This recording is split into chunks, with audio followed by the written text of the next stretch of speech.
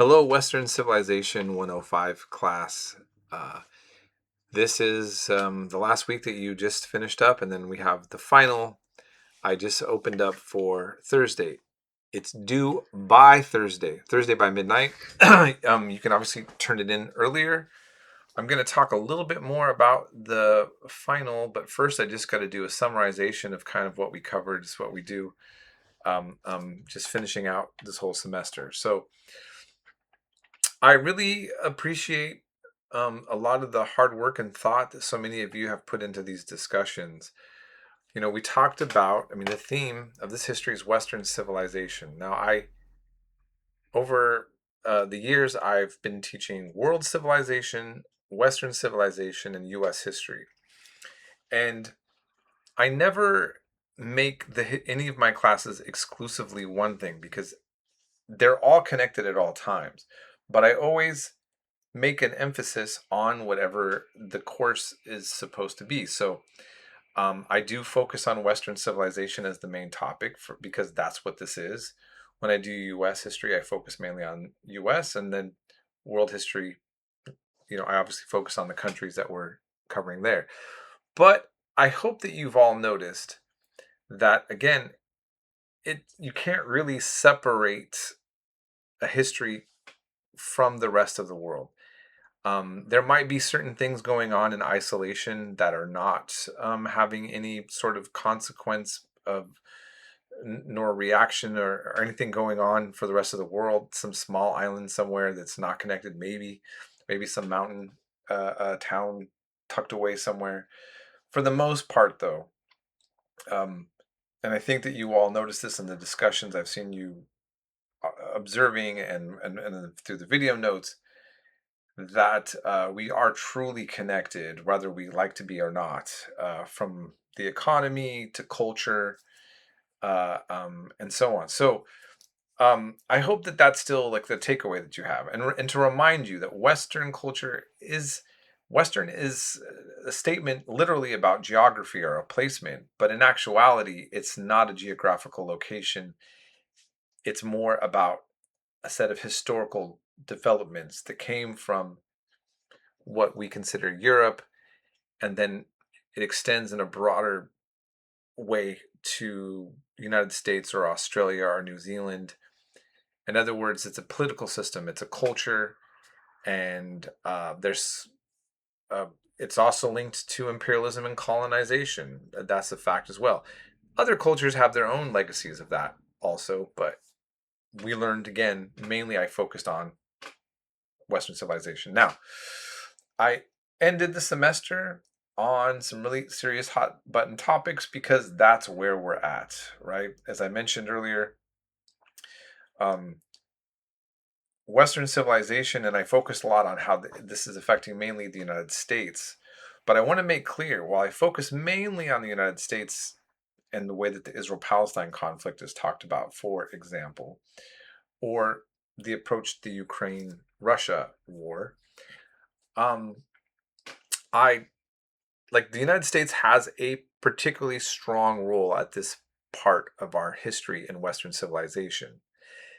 And I feel like it made sense to really focus on the way that the discourse about, what's going on now is being incorporated into the United States.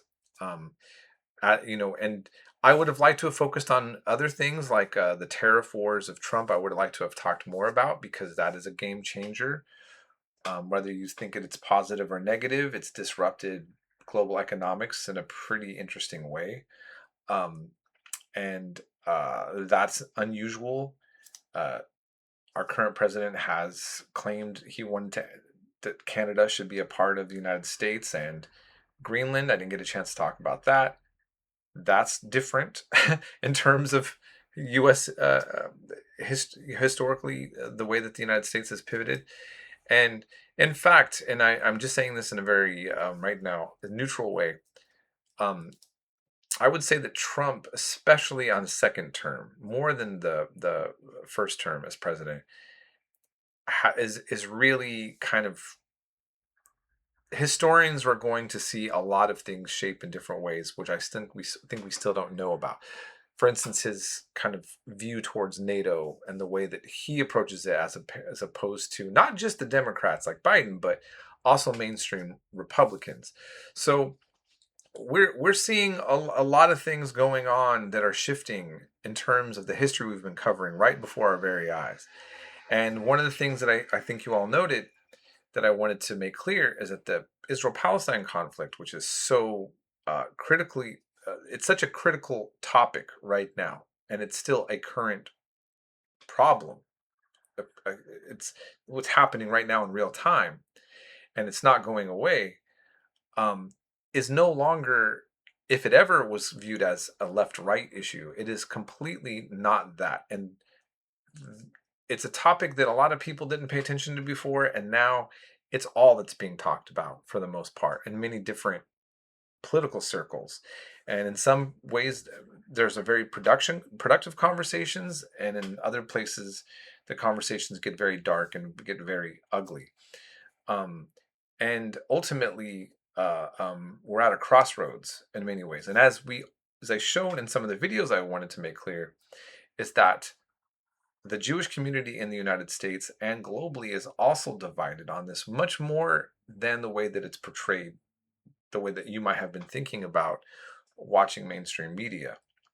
And so I've wanted to make that clear as well, is that we're talking about um, just so many, this breaks up into so many different ways that a lot of people are not getting. But it looks to me like when I look at your discussions in the summary, kind of just looking at what we covered, I feel like a lot of you are getting it. You're getting what's at stake. You're seeing how the United States' role in the world has been. You're understanding about the superpower debate. You're understanding about the conditions that two sides to a story of something. You were not exposed to one side of the story or the other. And I noticed that as I see the discussions, a lot of people getting aha moments that, oh, there's a lot going on here that is completely not being discussed that much. And I watch mainstream media every week just to kind of see what they cover. And I will say, and I think all of you will agree, whether it's CNN, Fox News, MSNBC, Newsmax, any of those, they really do a very bad job of covering foreign policy, U.S. foreign policy, and having any discussions about it outside of this binary of Democrat versus Republican. Because the reality is that our policy is based on a system that both Democrats and Republicans have sort of negotiated an agreement on, for the most part. And uh, one could argue, aside from a few of what are called progressives in the Democratic Party, Trump has been an outlier within what is mainstream Republican views. And sometimes he's fully aligned, and other times he's totally off the grid. And so we have a lot of things going on here that I've noticed that you are all observing in very nuanced, thoughtful ways. Okay, so having said all of that, it's been a pleasure having you all. Let's talk about the exam. Uh, Many of you worked very hard and you did all the work. And you might notice that you have enough points that if you lost 25 points, if you didn't do the exam, you'd still get the grade you want. So let me just kind of put it this way. It doesn't hurt my feelings if somebody doesn't do the exam. Many students will write to me and they'll say, "Hey, Mr. Pollock, it was great having your class. I'm not going to take the exam. It's not going to affect my grade one way or the other." Because some people might have a low B and you take the exam and you're still going to have a B. Although it might, if you're on the cusp, not doing it could put you into a C, or maybe doing it could put you from a B to an A, and so on. Well, that's your job to figure that out.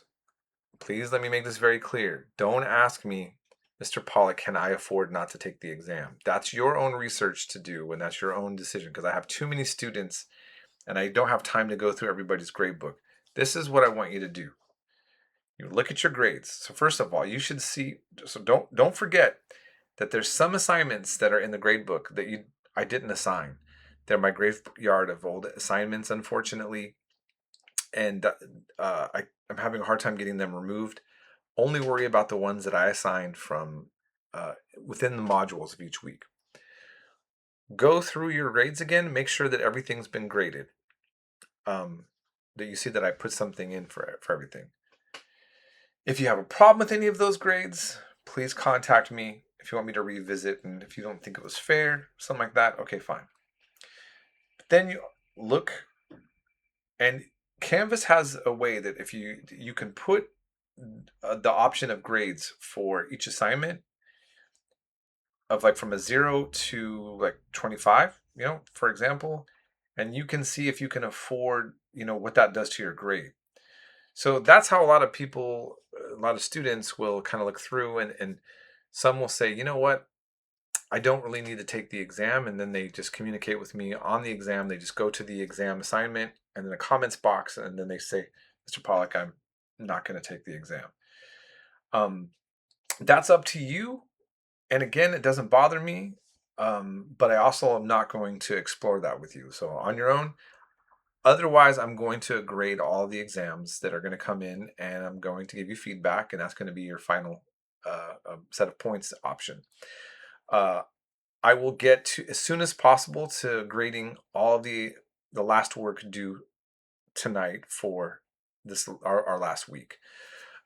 So I hope that's clear to everyone.